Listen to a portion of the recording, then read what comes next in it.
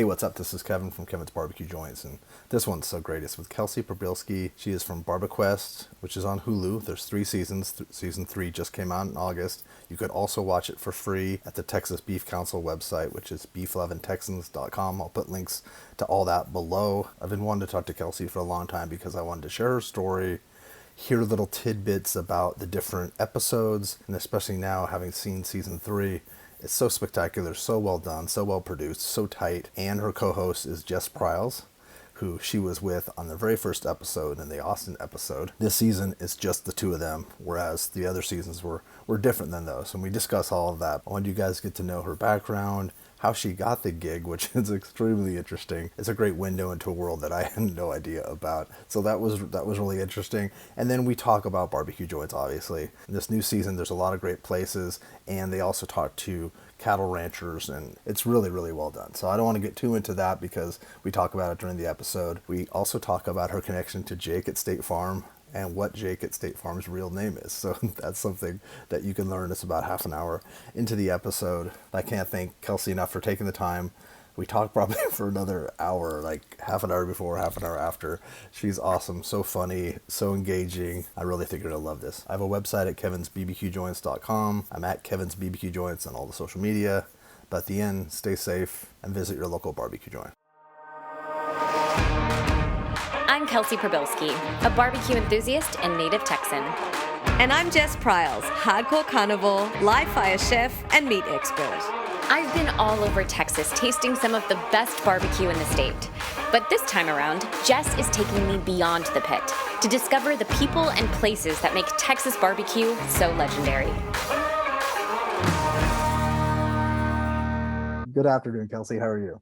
I'm good. We haven't been talking for 24 minutes No, already. not at all. We haven't restarted this conversation again. But I wanted to talk to you about BarbaQuest, and I also wanted to talk, and I mentioned to you off camera, I called it BBQuest. I don't know. Growing up reading books, I mispronounce things. So I've been doing that for a while. Most people call it that. Yeah. Okay. But it's BarbaQuest, and Yeah. it's on Hulu, but I want people to know about it because if they're on the fence of getting Hulu, this is an option. This is something that they could watch on their phone, tablet, laptop. It is. So the Beef Loving Texans, they're the ones that sponsor it. That's the Texas Beef Council. It is on their website as well. So if you don't have a Cool. Okay. I didn't know that. Okay. Mm-hmm. All the episodes are all there too. Yeah. Okay, cool. That's good. That's on. So if you're on the fence of Hulu and you want to watch other Hulu stuff, you can get that and watch BarbaQuest or watch it on that. I'll put a link to that below. But they're really great and they're really well produced. And you've gone around with a lot of people that I've had on the show or that I've wanted to have on the show or that people in the barbecue industry know. But I also want people to get to know you better, and so they know you, like your background. So let's start. You were born in Georgia, right? Weren't you? Yeah, but I only lived there for like a few weeks. I think. Oh, really? Yeah, like people are always like, if you search my name, it says Augusta, Georgia. But I'm here to settle it once and for all. Okay, good. I am a native Texan. Because I stayed in the intro and it's true. Okay. I am an Army brat. My ancestors settled in Brennan, Texas, right outside of Houston. And then my dad grew up in Wichita Falls, Texas. That's where he met my mom. And then he joined the Army. So then I was born in Augusta, Georgia. Then we moved to Arizona, Virginia, Kansas, and then Texas. Yeah. And then Texas. But I've been in Texas since I was 8, and a lot of my family is already here. So yeah. But what was that like traveling around that much? What were you at an age where that was okay, or was that difficult? I mean, it wasn't fun. Like when you're younger, that's when you're kind of like learning how to form friendships and relationships and maintain them. Yeah. So I think that it was hard for me. I think it's been hard for me, like as an adult and like in high school and stuff, figuring out how to maintain friendships, because I'm very much that friend where I'm like, we'll hang out a bunch and then I'll disappear or whatever and be like, hey, what's up? Let's go have, like, you know what I mean? And they're like, oh, I wanted you every week. I get that. Yeah. I think I'm the same way. Yeah, it's like not a thing. I'm like, what? And they're like, we haven't spoken in 6 months. I'm like, oh, okay. Yeah, time's a different concept for you. Yeah, I don't know. But yeah, it was tough. And it's also tough growing up in a military town because we settled in like Harker Heights, Texas, which is Killeen, Texas, Fort Hood. So like a bunch of your friends, you'd make friends and then they would move away. So That makes sense. I never thought about that. Yeah. yeah, so they would leave too. But I mean, it also helped me I'm not very shy socially, so I guess it helps that way as well, where I'm just like, hey, what's up? Yeah. Or independent, maybe it helps you with your independence too, do you think? Yeah, I guess. Yeah. And you see so many different cultures and you're exposed to different people. And Yeah. I don't feel like I lived in a little bubble either. So that was also a good thing about it. But you definitely wanted to reside in Texas, right? What you're planning on, because you moved to Austin pretty quickly, right? Yeah, right after I graduated high school, I moved to Austin. I lied to my parents. I said I was gonna stay in college, and I didn't. Well, they're finding out right now. Let's hope they already knew that. Yeah. I always knew that I wanted to be in the film industry because I grew up doing theater. Like when we moved to Texas, I joined like the local theater, Viva Las Arts, and I did plays there. And I always knew that I wanted to pursue a film career. And so Austin was the closest like place that I could do that. And at the time we had a lot of shows filming here, like it was Friday Night Lights, it was a lot of ABC shows. So I moved here right when that was ending. So your timing is excellent. Great time. Yeah. You have no sense of time and your timing is wonderful. So There you go. Yeah. so but you still wanted to pursue it. And so is there, because I don't think of Austin as a town like LA where I'm from, and it feels very movie TV centric, but I guess there's a lot of places outside of Los Angeles that people do a lot of filming. And did it completely dry up when Well, what happened is they got rid of the tax incentives. So people would come and film in Texas, and like, Robert Rodriguez has his studios here. Richard Linklater went to UT. And so they would tell people about the town. And it's got, Texas, especially Austin, you drive in any direction a couple miles and it's a completely different landscape. So it's True. a great place to film. Oh yeah.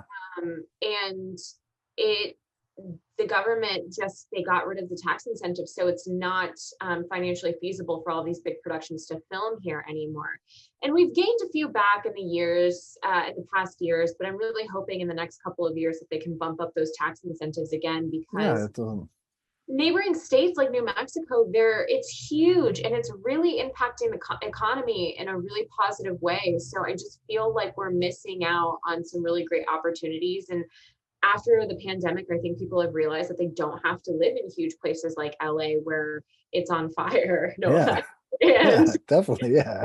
The state tax is insane and like ridiculous. It's not very conducive for business. It's hard to believe that the industry even exists here.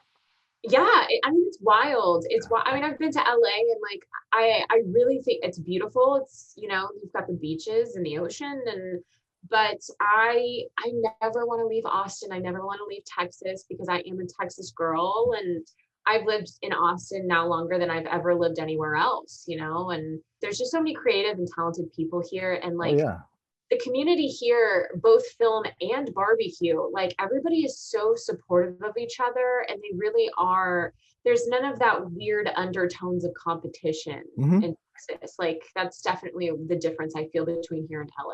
Yeah, no, and I felt when I lived there for a year, as we were talking about off camera, I would talk to people. I go places and they talk to me, and I felt weird because it was like in LA, when someone talks to you, they want something from you, or they're trying to there's an angle where they just wanted to talk. And I thought, oh, that's that's hospitality. That's what Southern hospitality almost. It's a real thing. Yeah. It's so funny because there are a lot of I see a lot of California license plates here now, and like I'm weird and I strike up conversation from the grocery store and I don't really care. And it's so funny you can tell when people don't live here because they're very hesitant to talk to you. Like, why are you chatting with me? Yeah. No, it's because it is unusual, but it's unusual in the best way, because how do you get to know people? How you get to know about life and how everything works unless you Yeah. talk to people. Yeah, it's Yeah, sad. We're in our little bubbles here. I think it's just kind of everyone's driven by their own, not everyone, but there's a lot of self-motivation. Like there's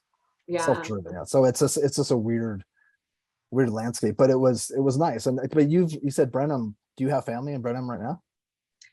I mean, I have distant Oh, relatives. I haven't really met any of them. That's like my dad's extended family that still okay. lives there. Most of them are in like Wichita Falls, or if they're not there, they've migrated to Dallas. I have Chicago and Yeah.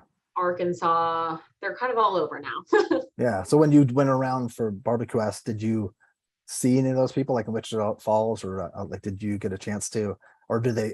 Or is it a pretty tight schedule when you're?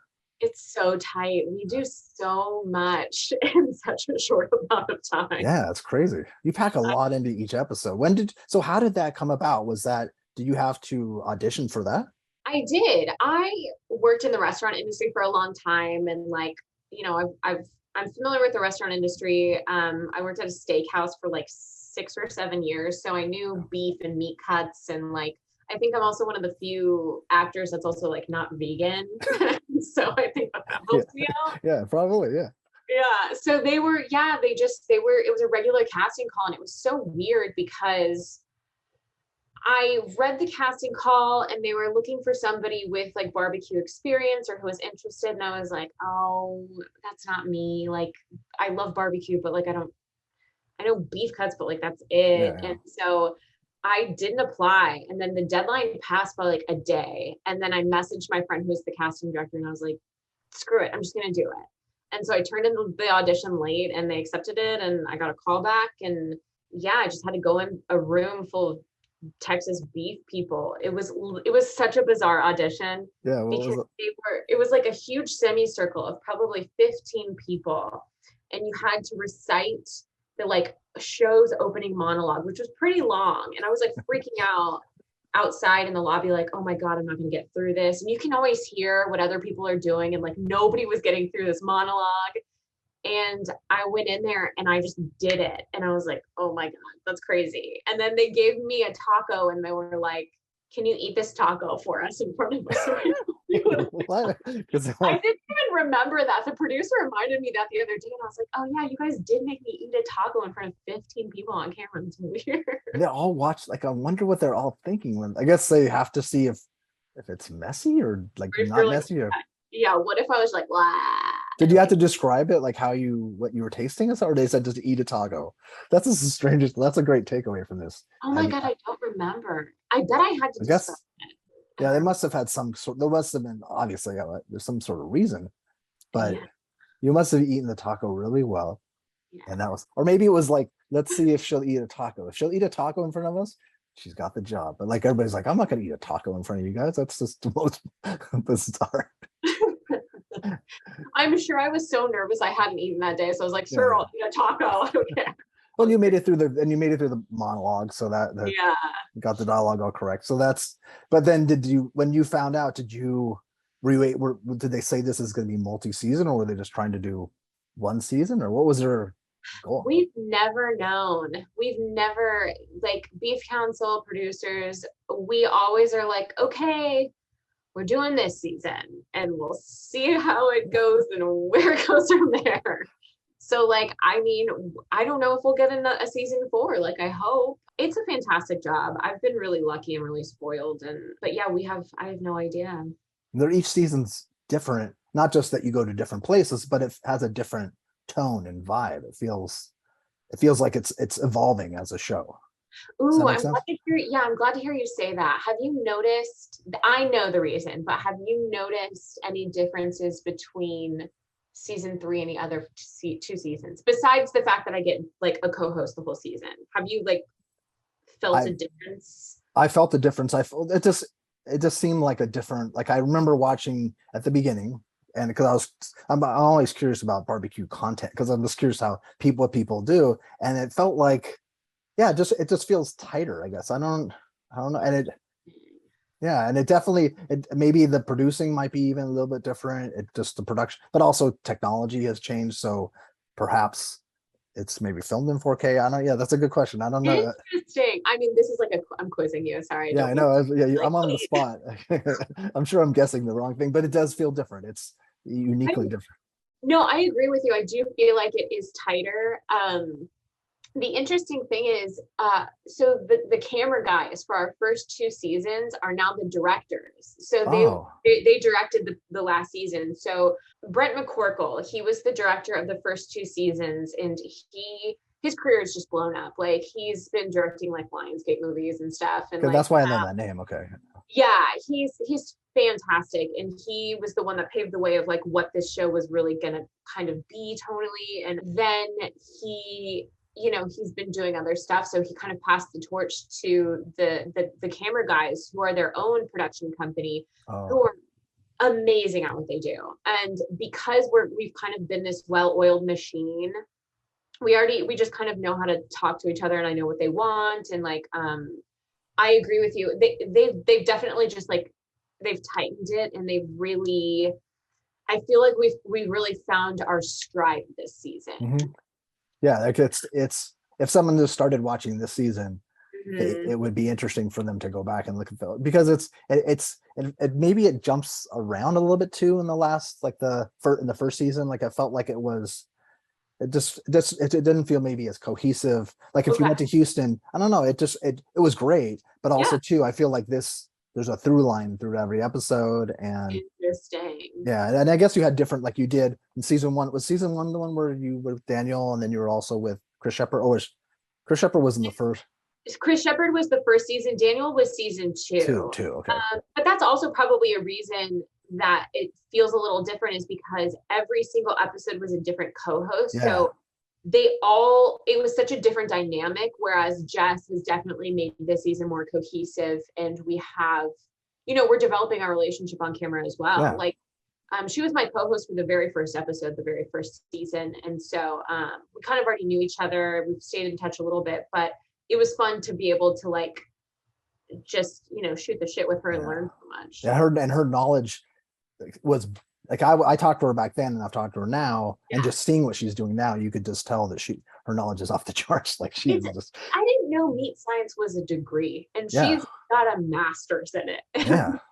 Yeah, and she got it during the pandemic, and she's just a stud, and she explains things really well. Like, when you guys were trimming the briskets, it's just it's educational as well as fun. It's really, this season is my favorite season, but I do like places. I like when you went to Marfa and the Big Band and did all that. That was because they're places I really want to go. And Chris Shepard, I love watching Chris Shepard, and then I see like the Fijis on theirs, and it was just. Was one of my favorites. I cried in the final scene of that episode. Those were real tears, guys. I got so emotional. Really? Okay. I'll have to look back at that. When I got a chance to talk to Chris Shepard, my heart was, when I got a chance to interview him, I think I interviewed him in his car, but I was like, because I'm enamored by him. I think I love what he does. I think he's such a force, and he's just so, he's such a good person, and what he's doing with the restaurant community in Houston is just, it's so beautiful. Everybody I interviewed that episode, Aaron and Patrick, like, that was one of my favorite episodes to film, because it was just good people. And I'd watched that back then, and when I was rewatching everything to talk to you, I saw that, I'm like, oh, I forgot that this was so good. And it was at Greenway Plaza, and you were Chris, and it was just so, I'm like, oh, I love this so much. Yeah, they're one of my top 3 favorites. I loved Fijis so much. That bulgogi glazed short rib, I dream about it. I haven't gone back yet. I need to. Well, and they have the new location in Spring Branch.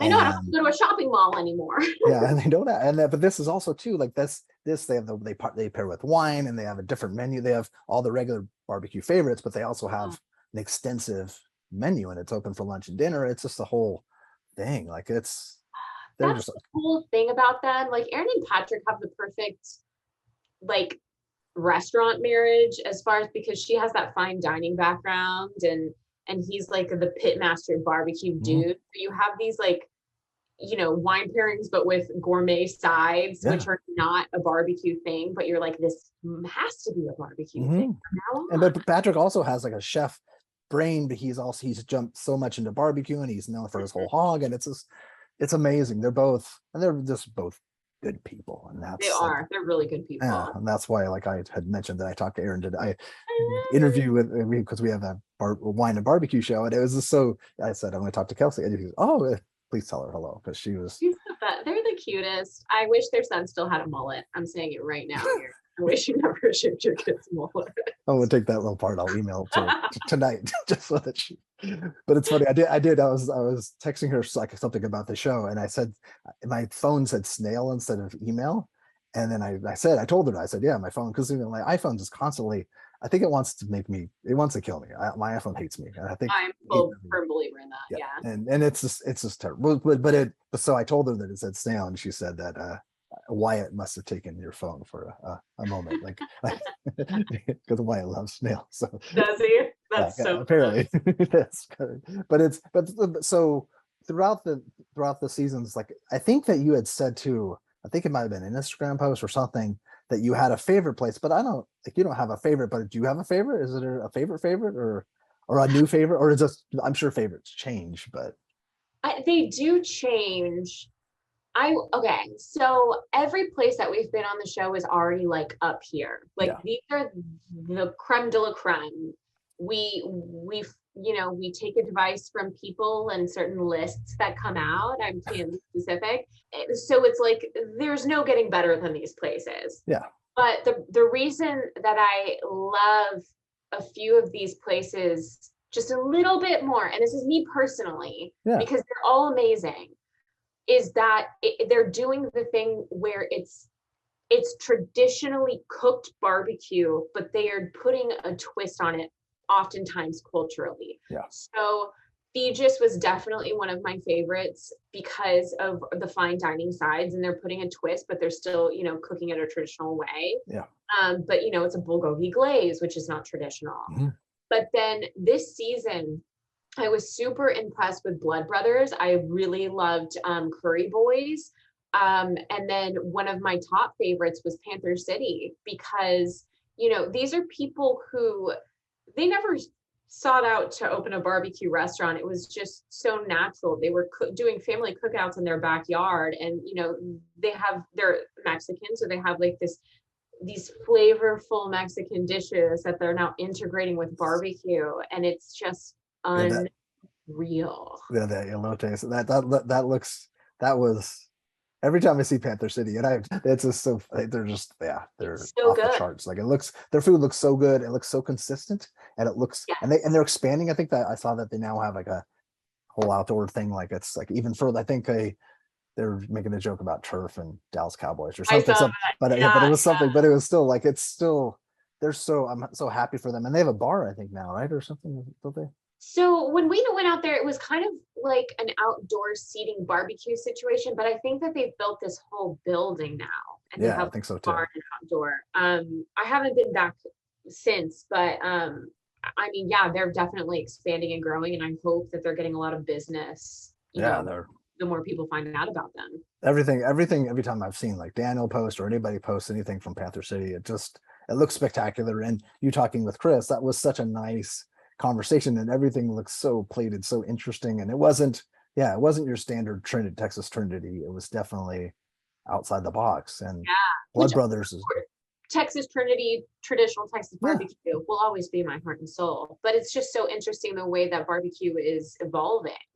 But even when you went to Interstellar, he puts his spin on stuff that is crazy. Yeah, but it's so weird. Like the restaurant industry success a lot of the times has nothing to do with the quality of food. It's just like, what's the venue? How much is the rent there? Traffic? Like it sucks. You went to Lauro this season too.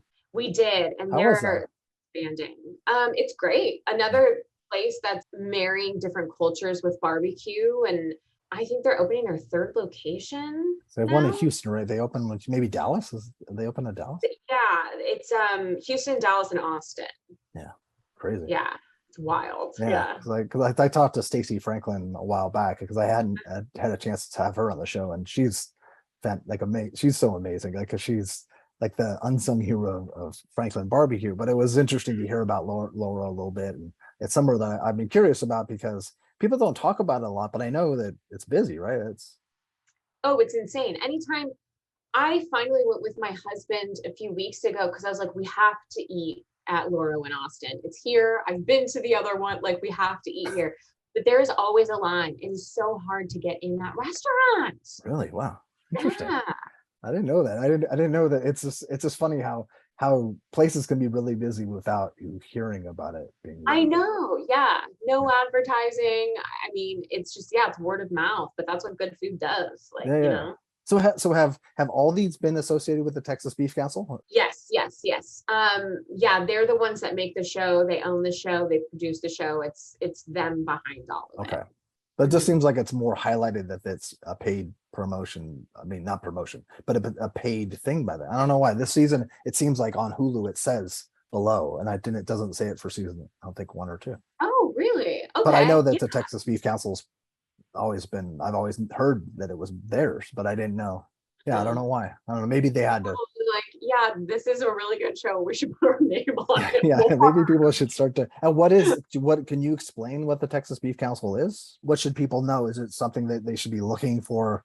So the Texas Beef Council is an agricultural society that represents the farmers, the cattle farmers of Texas. So that's what the Texas Beef Council does. And I would say just go to the Texas Beef Council website where you can learn about the organization and how it's funded and everything. And also something really cool about them is like they have recipes on there. Oh, so that's if you're cool. like, yeah, and a lot of the times, if you watch the BarbaQuest episodes on there, they will feature some of the recipes, like their version of the recipes that some of the masters are doing on the show. And Jess has like made some really great recipes as well that are featured on the website. So I would definitely check out Texas Beef Council. Oh, that's cool. And did you beeflovingtexans.com. Sorry. Okay, let's say beeflovingtexas.com. Did you know that Jess was going to be your co-host? How did that come about? It's a perfect match. It worked out really well. But so we knew that there was going to be a third season, but then the pandemic happened. So we were on pause for almost 2 years, which was not fun. And yeah, they just came to me and they're like, we want to do a different format because we've kind of visited most of the regions and we were just looking at doing something else. And she has so much knowledge and she does her own, videos. So she's great on camera that they thought that it would be like a perfect partnership. And they've worked with her a lot before. So they already had a relationship with her. I have worked with her on an episode before. And I think it also is just great to have two women be like representatives of the Texas Beef Council because it is such a male-centric industry. So I thought it was the perfect match. No, it was perfect, and I just especially I love like the first episode you guys talked to Grant Pinkerton, and that was just such a cool intro to, and then going to see the farmers, the cattle ranchers, like it was that it's really that maybe that's what makes it so special this season. It's just there's a lot of knowledge and it's just it's really well done. I really like it. I think it was a perfect way to introduce like the agricultural side and like cattle farmers into it because a lot of people feel weird about seeing where their food comes from, but I think that it's an honor. You're eating this delicious food and you're seeing that you're meeting the hardworking people who are responsible for it. And I think that that's super important to give them some praise and be like, these people, this isn't a hobby. These people are up at the rise of dawn and, they don't go to bed until the sun's down. And it's hard work. I mean, I learned a lot. I was so happy this season. And they take great pride in what they do. Yes. And a lot of the times it's a family business where they grow up, learning and expanding upon that knowledge with their family. Yeah, it's nice. And it's nice to showcase them. I think that's important. And I hope that if there is a season 4 and season 5, I hope that you guys are able to continue to do that because that's nice. And it puts a face to it. It makes it to not feel like an industry as much as it's people. And that's kind of why I like to do these too. It's because I like people to put a face to something before they go to maybe a barbecue joint or before they do something so that it personalizes it. It's not just someone putting out food from the back and you never see it. It's just, but it is, we're bombarded by so much social media these days. I It's a know. little bit overwhelming. I feel like if I got like shot on the street, people would just film it and then and not help me. Like one person would come to help me, but the rest would just try to make sure they captured. Like it just feels that's like such a weird, It is or a film weird first, like film first, help later kind of. We're in Yeah. that kind of thing. But also, speaking of which is not really a segue.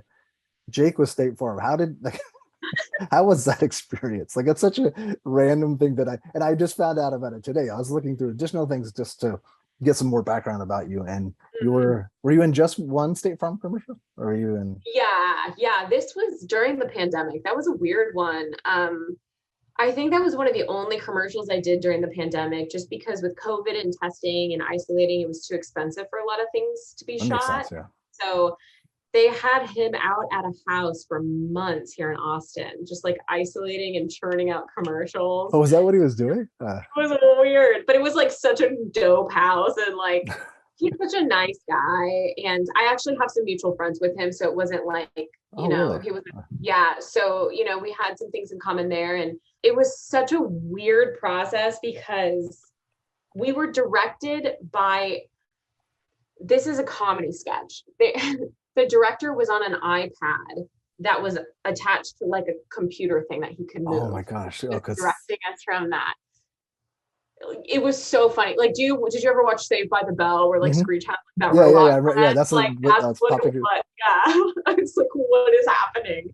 Because it was in the heart of the pandemic. So it was in the heart of the pandemic, and I think the director, I don't know where he was. He might have been international, but he was just too much for him to fly in or something. And so he was just like, they just directed it via. oh my gosh, I wish you had. That would be an interesting to see. Like, I wonder how many people had to do. I'm sure tons of people did. It's just. Oh, I bet there are some creative ways people were getting filming done. Yeah, that's really crazy. And you did say, is it okay to say that his name is Kevin? His name is Kevin. Yes. So everyone, Jake from State Farm is actually Kevin. Yes, it is. But Jake from State Farm is better. It rolls off the tongue better than I'm Kevin from State Farm. I guess. Well, because that's just one syllable, so it's Jake from State Farm. Yeah, that's so quick. Yeah. Yeah. And it's wicked. And it was like the very early on commercial, and it changed. Like the actor changed, but it was a very clever commercial because it felt very like he was cheating on his wife, and like it was like, it's funny too because there are certain commercials that just stick, and then it's amazing how the characters continue for year after year. And because I'm taking care of my mom, she's like tells me these, like she tells me stories, like I'll hear her laughing because I'm helping her. I'll hear her laughing and she's watching Golden Girls, and so I'm like, oh, what was funny? And then she'll tell me the whole episode, and I'm like, I don't really need to get a rehash of the entire Golden. Or she'll like a commercial. She gets sucked into the storylines of these commercials because she watches a lot of TV while she's recuperating, and so I guess that's the whole point, is to get sucked into the storylines. And there's been over the years like Folgers of like commercials that like went like eight connected to one or something, which is, commercials are more clever than people realize. Great marketing. Yeah. Some are just awful and terrible and annoying, but then there's also a lot of, I've Yeah. been in a lot of those as well. So what does the future hold for you? What do you want to do? You want to do a lot of, because you said off camera that you want to do a lot more stuff for yourself. Are you going to be creating? Do you write and do all that? Yeah. So I've been producing more. My husband, he's a director, and so I've been producing music videos for him. One of the ones that we recently did was for Scotty McCreery. He was on American Idol. I don't know. I know the name. Yeah. He's like huge in the country world now, and so I produced the music video for his single "Damn Straight," and when it premiered at #1 on the Apple charts. Like, so producing has been doing really well. I've been doing really well with producing. Nice. That works.